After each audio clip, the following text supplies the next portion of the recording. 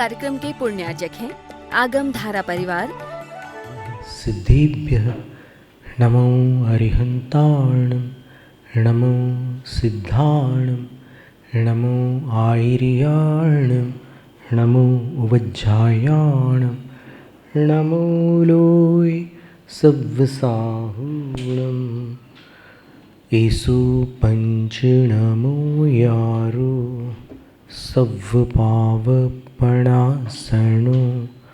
मङ्गलाणं च सव्वेसिं पढमं हवै मङ्गलं चत्तारि मङ्गलम् अरहन्तमङ्गलं सिद्धमङ्गलं साहुमङ्गलं केवलिपण्णतो धम्मो मङ्गलं चत्तारि लोगुत्तमा अरहन्तलोगुत्तमा सिद्धलोगुत्तमा साहुलोगुत्तमा केवलिपण्णतो धम्मो लोगुत्तमा चत्तारि शरणं पव्वज्जामि अरहन्तशरणं पव्वज्जामि सिद्धशरणं पव्वज्जामि साहुशरणं पव्वज्जामि केवलिपण्णतो धम्मो शरणं पव्वज्जामि।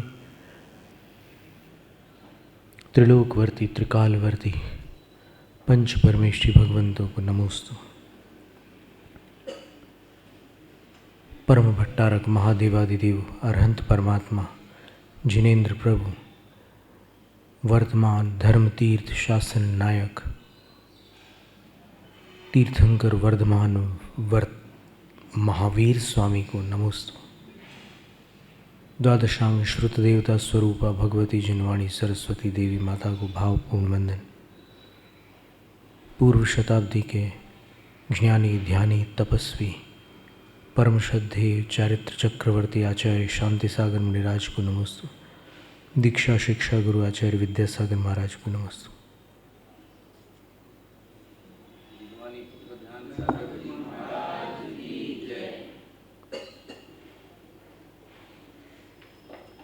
25वें काव्य में आचार्य महाराज ने कहा त्वमेव बुद्ध,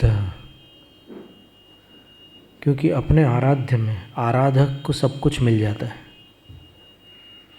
तो हे आदिश्वर प्रभु, मेरे लिए आप ही बुद्ध हैं, क्योंकि विबुधार्चित बुद्धिभूतात्, आपके ज्ञान का विकास देवों द्वारा अर्चित है। ज्ञान को बोध कहते हैं, और बोधति स्म इति बुद्धः, जो सब कुछ जान चुके हैं उनको बुद्ध कहते हैं। तो परमार्थतः यह शब्द आप में घटित हो रहा है, इसलिए आप ही बुद्ध हैं, क्योंकि आपके अंदर केवल ज्ञान है, आप सर्वज्ञ हैं। तन शंकरोसि, आप शंकर हैं। क्यों? क्योंकि शं का अर्थ आनंद होता है और कर का अर्थ होता है करने वाला। तो भुवनत्रय शंकरत्वात्, तीनों जगत में आनंदकारी होने से आप शंकर हैं। हे धीर, धियम ईरयति प्रेरयति इति धीरः। धी का अर्थ होता है बुद्धि, और उसको जो ईरित करते हैं, प्रेरित करते हैं, उनको धीर कहते हैं। तो बुद्धि को जो प्रेरित करते हैं उनको धीर कहा जाता है। और क्या प्रेरित करते हैं बुद्धि को? धीरज रखो, जो संकट में विचलित नहीं होना, ये धीरत्व कहलाता है। तो हे धीर, आप विधि का विधान करने वाले होने से विधाता हैं, अर्थात ब्रह्मा है। अब विधि का विधान ब्रह्मा करते हैं ऐसा लोक में मत है। यहाँ पर कौन सी विधि का विधान किया आदिनाथ भगवान ने? समाधान है शिव मार्ग विधि ही। मोक्ष मार्ग की जो विधि है उसका विधान का अर्थ अनुष्ठान। मोक्ष मार्ग की क्रिया का अनुष्ठान करने के कारण हे धीर आप धाता हैं, विधाता हैं। और भगवान को धीर क्यों कह रहे हैं? क्योंकि भगवान का धैर्य अप्रतिम था, अद्वितीय था, अतुलनीय था, अनुपम था। कैसे पता चला? तो जब भगवान ने दीक्षा ली थी तो उनके साथ बहुत लोगों ने दीक्षा ली थी, और जब भगवान कायोत्सर्ग में स्थिर हो गए तो वो सब भटक गए, क्योंकि उनको अंतर्बोध नहीं था। वो नहीं जानते थे कि भगवान क्या कर रहे हैं। उन्होंने मात्र उनकी बाह्य प्रवृत्ति को देखकर अनुकरण किया था। और ये नियम है कि महानता कभी भी अनुकरण से नहीं प्राप्त होती। महानता अपने पुरुषार्थ से प्राप्त होती है।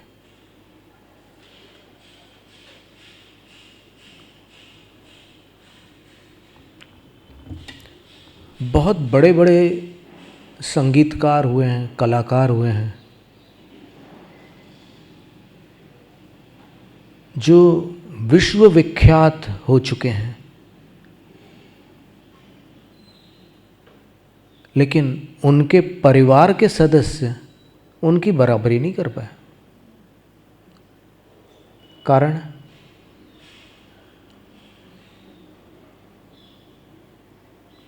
प्रतिभा तो विरासत में मिल सकती है, लेकिन उसका निखार पुरुषार्थ से ही संभव है, उसके बिना संभव नहीं है। कितने बड़े बड़े आर्टिस्ट हैं, अब चाहे आप प्लेबैक सिंगर्स देख लो, फिल्म इंडस्ट्री वाले, और चाहे आप और क्लासिकल सिंगर्स या फिर इंस्ट्रूमेंटलिस्ट्स को देख लीजिए, वाद्यवादकों को देख लीजिए, आप देख लीजिए जिनने मेहनत की और जिनके अंदर क्षमता थी वो ही चमकते सितारे बन गए। और बाकी न तो नकल करने से काम होता है और न ही और कोई टेढ़े रास्ते से ये बात हासिल होती है। तो उन्होंने 4000 लोगों ने नकल करना चाहा तो फिर भटक गए, विचलित हो गए, वेदनाओं को सहन नहीं कर सके तो वापस जाना पड़ा उनको। वापस भी कहाँ जाते? अगर घर जाते तो फिर भरत चक्रवर्ती नाराज हो जाते कि तुम मेरे पिता को अकेला छोड़कर आ गए, तुमने उनके साथ विश्वासघात किया। तो भरत के डर से वो वापस भी नहीं गए। फिर उन्होंने अपने अपने ढंग से सब प्रवृत्तियां प्रारंभ कर दी। तो वन देवता ने उनको फटकारा, ये तीर्थंकर हैं, आदिश्वर प्रभु जो हैं वो तीर्थंकर हैं, उनके रूप को धारण कर अनर्गल प्रवृत्ति मत करना, अन्यथा दंडित करूँगा मैं। तो वो डर गए। फिर उन्होंने नाना प्रकार की वेशभूषाओं आदि को धारण करके फिर सब छोड़ छाड़ दिया उन्होंने।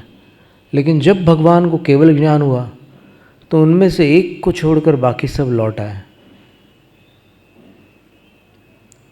और जो नहीं लौटे वो उनके ही पौत्र थे, मारीच। काल लब्धि भी बड़ी बलवान होती है। जब तक दूर भव्य थे तब तक तीर्थंकर भी उनको नहीं सुधार सके, और जब निकट भव्य बने तब 2 चारण मुनि आ गए और वो तिर्यंच की पर्याय में सुधर गए, सिंह की पर्याय में।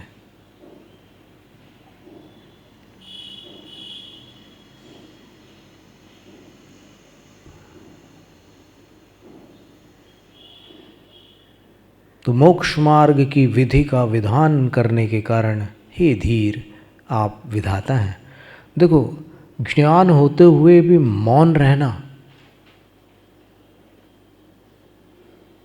साधना है। आदिनाथ भगवान उस समय श्रुत केवली थे, विपुलमति मनः परे ज्ञानी थे, सर्वावधि ज्ञानी थे, और उनको सब पता था कि ये लोग क्या कर रहे हैं, लेकिन उन्होंने बिल्कुल टोका नहीं किसी को।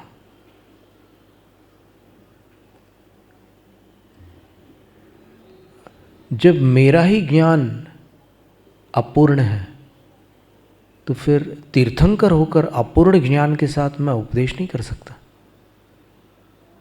कुछ नहीं बोले वो। और जब केवल ज्ञान हुआ तब फिर सब कुछ बोला उन्होंने, और उनमें से सब 3999 लौट करके आ गए।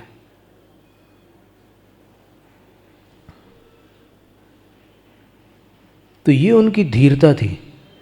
अधीर व्यक्ति बोल पड़ता है, वो अपने आप को रोक नहीं पाता, और वो तटस्थ रहे, ये उनकी धीरता थी। तो हे धीर, आप धाता हैं, ब्रह्मा हैं, क्योंकि आपने मोक्ष मार्ग की विधि का विधान किया है। फिर आप पुरुषोत्तम भी हैं। नारायण को पुरुषोत्तम भी कहा जाता है, और 9 नारायणों में एक नारायण पुरुषोत्तम हो भी चुके हैं। तो आप ही पुरुषोत्तम हैं भगवान। क्यों? तो इसके लिए किसी हेतु की, किसी युक्ति की, किसी अन्य प्रमाण की अपेक्षा नहीं है। व्यक्तम, ये जग जाहिर है कि आप सर्वश्रेष्ठ हैं। व्यक्तम का अर्थ क्या होता है? ये बात अभिव्यक्त है, ये स्पष्ट है, इसके लिए कोई युक्ति, तर्क, हेतु की आवश्यकता ही नहीं है। आप पुरुषोत्तम हैं। फिर 26वें काव्य में आचार्य महाराज भगवान को नमस्कार करते हैं। पहले काव्य में तो चरणों को नमस्कार किया, अब भगवान को साक्षात नमस्कार करते हैं। त्रिभुवनार्ति हराय नाथ तुभ्यं नमः। तीनों भुवन की आरती अर्थात पीड़ा के हरने वाले, हे नाथ आपको नमस्कार हो। तीनों जगत की पीड़ा भगवान कैसे हर लेते हैं, तो वहीं उनकी 9 क्षायिक लब्धियों को अपन देखें, अथवा 16 कारण भावनाओं से जो उन्होंने पुण्य संचित किया था पूर्व भव में, तीर्थकर नाम कर्म, तीर्थकर गोत्र भी कहते हैं उसको किन्हीं श्रुतियों में, तो उसका प्रदेशोदय अंतर्मुहूर्त के पश्चात प्रारंभ हो जाता है। प्रकृति बंध जाती है, निरंतर बंधी प्रकृति है तीर्थंकर प्रकृति। जब तक उसका उदय नहीं आएगा तब तक अपने अध्वान पर्यंत, जहाँ तक उसका बंध शक्य है वहाँ तक वो बंधती रहेगी तीर्थंकर प्रकृति। 8वें गुणस्थान के 6ठे भाग तक, 4थे गुणस्थान से लेकर 8वें गुणस्थान के 6ठे भाग तक तीर्थंकर प्रकृति का बंध चालू ही रहता है। अगर बीच में ब्रेक हो जाए, टूट जाए वो बंध, तो वो ऐसा तभी संभव है जब कोई तीर्थंकर प्रकृति का बंध बांधने वाले क्षयोपशमिक सम्यक दृष्टि जीव कोई सम्यक्त प्राप्ति से पहले दुर्गति की आयु का बंध कर चुके हों, और फिर जब दुर्गति में गमन हो रहा हो उनका, तो फिर कुछ काल के लिए उनका सम्यक्त छूट जाएगा, और फिर वहाँ पहुँचने के बाद शरीर पर्याप्ति होगी, सम्यक दर्शन होगा, और पुनः तीर्थंकर प्रकृति का बंध प्रारंभ हो जाएगा। क्योंकि 4थे से वो बंध चलता ही रहता है, यहाँ तक कि जो तीर्थंकर स्वयं है, दीक्षा के बाद उनको भी तीर्थंकर प्रकृति का बंध चालू रहता है। निरंतर बंधी प्रकृति इसका नाम है। तो 8वें गुणस्थान के 6ठे भाग तक वो बंध चलता रहता है। तो जब तीर्थंकर का जन्म होता है, तीनों जगत में शांति हो जाती है। नरकों में भी मार धाड़ रुक जाती है।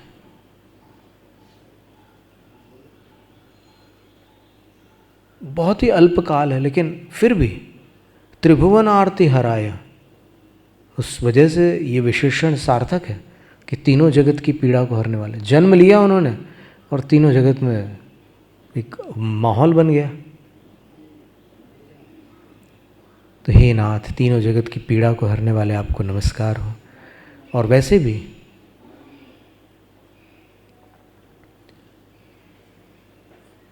भगवान का जहाँ प्रत्यक्ष सानिध्य होता है वहाँ प्राणियों की पीड़ा दूर होती है।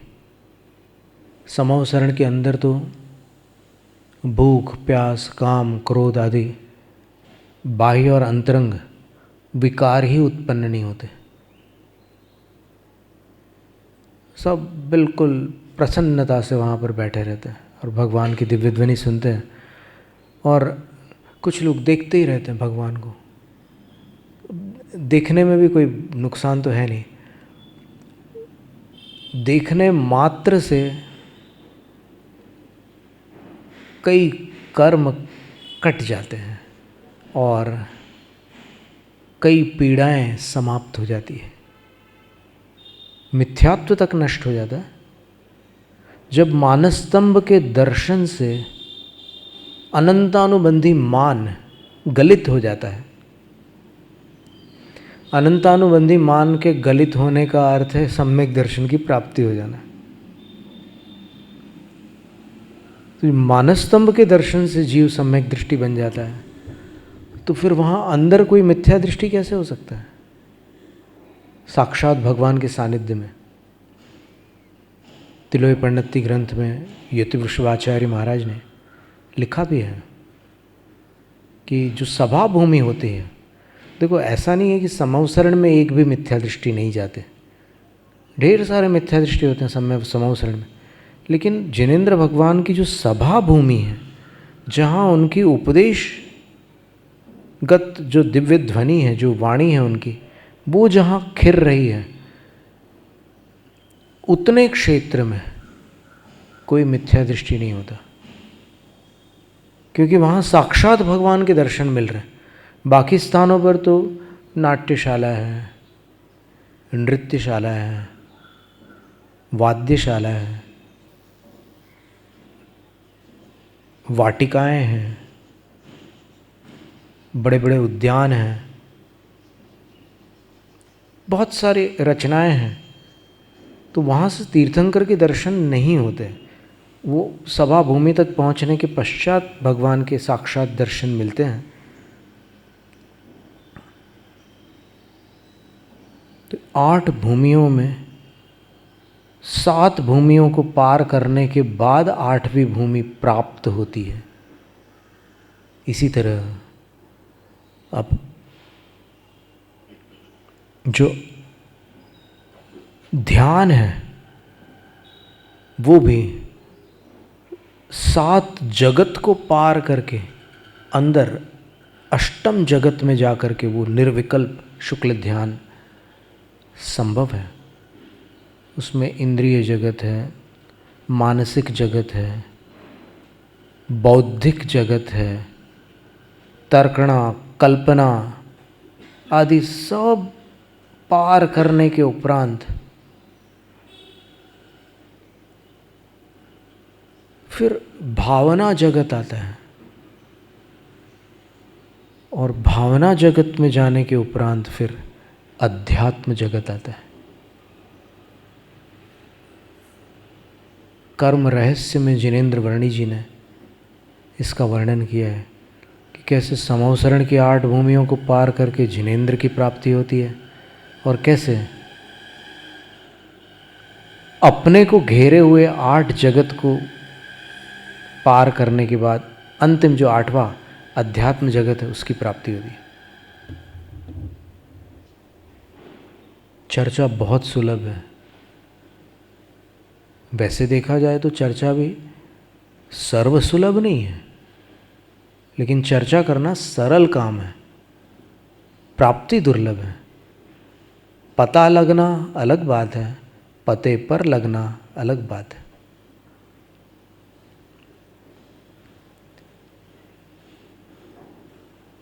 क्षितितलामल भूषणाय तुभ्यं नमः पृथ्वी तल के निर्मल भूषण आपके लिए नमस्कार हो। त्रिजगतः परमेश्वराय तुभ्यं नमः। तीनों जगत के परमेश्वर आपके लिए नमस्कार हो। हे जिन, 8 जगत का वर्णन उसमें देखना होगा कर्म रहस्य में, क्योंकि 8 भूमियों का वर्णन तो आपको तिलोई पंडिती में मिल जाएगा, लेकिन जिनेंद्र वर्णी जी ने उसको एक भिन्न प्रकार से घटित किया। उन्होंने जैन अध्यात्म और वेदांत का अध्यात्म भी लेकर फिर व्यवस्थित क्रम से उसको घटित किया, और अद्भुत है वो। ऐसा करना सामान्य मनुष्य का कार्य नहीं है। कैसे उन अलग अलग प्रलोभनों को पार करके जीव अध्यात्म लोक में पहुंचता है, अद्भुत चित्रण है। देखो, कहीं कर्म रहस्य पुस्तक मिल जाए, पानीपत में तो उपलब्ध है जिनेंद्रवर्णी ग्रंथमाला से। पानीपत में, शायद हरियाणा में आता है ना पानीपत, तो वहाँ पर जिनेंद्रवर्णी ग्रंथमाला है, वहाँ कर्म रहस्य उपलब्ध है। भोपाल के प्रवचन है वो उनके। तो हे जिन,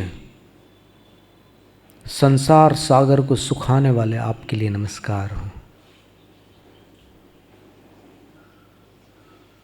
इसके पश्चात गुण और दोषों की थोड़ी सी चर्चा करते हुए आचार्य महाराज ने 27वें काव्य में फिर व्याजस्तुति अलंकार का प्रयोग किया है। सुनने में लगता है कि अरे क्या बोल रहे हैं भगवान को, भगवान की स्तुति कर रहे हैं या फिर कुछ और कर रहे हैं। तो इसमें लिखा कि यदि नाम, अगर वास्तव में अशेषै गुणैः निरवकाशतया तन संश्रितः, समस्त गुणों को कहीं स्थान न मिलने के कारण लाचारीवश वो आपके आश्रित हो गए, तो हे मुनीश, अत्र विस्मय का, इसमें कौन सा आश्चर्य है। और एक दूसरी घटना और हुई साथ में, विविधाश्रय उपात्त विविधाश्रय जात गर्भी, प्राप्त हुए नाना प्रकार के आश्रयों के कारण, आश्रय का अर्थ घर होता है, वास्तु होता है, तो उसके कारण जात गर्वई, जिनमें गर्व उत्पन्न हो गया, उन दोषों ने स्वप्नांतरेपि न कदाचिदपि ईक्षितोसि, स्वप्न में भी कभी भी आपको नहीं देखा। तो अत्र विस्मय का, इसमें आश्चर्य की क्या बात है। अर्थात गुण तो लाचार थे, उनको कहीं जगह नहीं मिली, तो वो सारे आपकी शरण में आ गए, और दोष अपने अपने अड्डे जमा करके दुनिया में पहले से ही व्यवस्थित हो चुके थे, तो उन्होंने सपने में भी आपकी तरफ नज़र उठाकर नहीं देखा। तो इसमें आश्चर्य की क्या बात है। तो सुनने में ऐसा लगता है कि जो लाचार थे वो ही भगवान के पास गए, जिनका अपना ठाट बाट था उन्होंने भगवान की ओर सपने में भी नहीं देखा। तो भगवान की ओर सपने में भी न देखना, ये स्तुति लग रही है या निंदा लग रही है।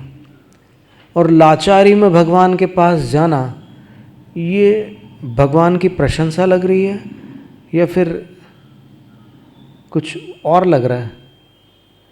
लग रहा है पर है नहीं वैसा वास्तव में देखा जाए। तो इसका अभिप्राय केवल इतना है कि भगवान सर्वगुण संपन्न है और सर्व दोष निर्मुक्त है। तो अब जब ये अर्थ निकलता है तब लगता है कि अरे ये तो स्तुति थी, हम समझ रहे थे कि स्तुति नहीं है। तो इसका नाम है व्याज स्तुति। व्याज स्तुति का अर्थ होता है कि निंदा के बहाने स्तुति। व्याज का अर्थ होता है बहाना। हिंदी में व्याज का अर्थ अलग होता है,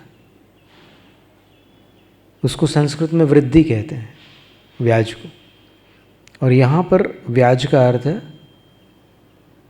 छल अथवा बहाने से स्तुति करना, निंदा के बहाने स्तुति करना। वैसे ही व्याज निंदा होती है, प्रशंसा के बहाने से निंदा करते हैं उसमें, जस्ट इससे उल्टा होता है। यानी ऐसी प्रशंसा कर रहे हैं कि सुनने वाला लग रहा है अरे वाह क्या बात है।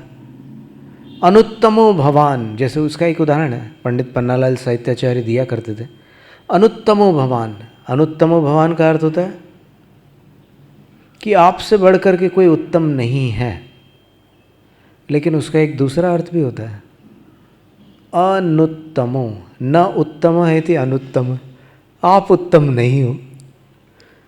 तो अनुत्तमो भवान बोल करके सामने वालों को ये भ्रम भी उत्पन्न कराया जा सकता है कि आपसे बढ़कर कोई नहीं है, और फिर आजू बाजू वालों को इशारा करके ये बताया जा सकता है कि देखो कैसा उल्लू बना है उसको, वो कुछ और समझ रहा है और मैं कुछ और कह रहा हूँ।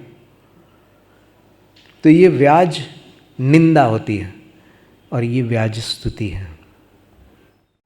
इस कार्यक्रम के पुण्यार्जक थे आगम धारा परिवार।